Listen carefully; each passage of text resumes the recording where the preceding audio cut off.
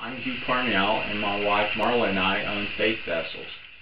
I'd like to take a few moments and share with you some product information as you begin your process for shopping on the internet or through a Bible bookstore, catalog, or whatever.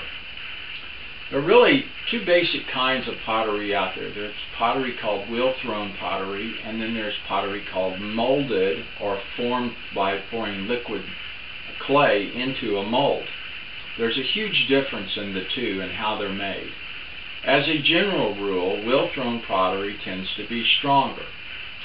And the reason for that is that if you take any piece of clay, this is a chalice that's already been fired one time, but any piece of clay will have what's called platelets in it. In other words, if you were to look in a microscope at the clay, you would see all these little plates, platelet shapes. They're thin and they're long, and there are gazillions of them in, say, a pound of clay.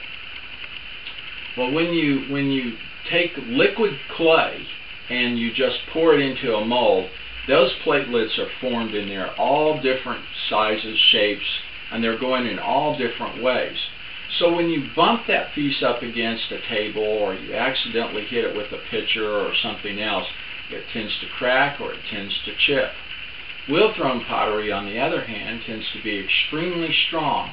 And the reason for that is that through the wedging process, and that takes and gets all of the clay particles, those platelets, all moving in the same direction, and it stacks them up on each other.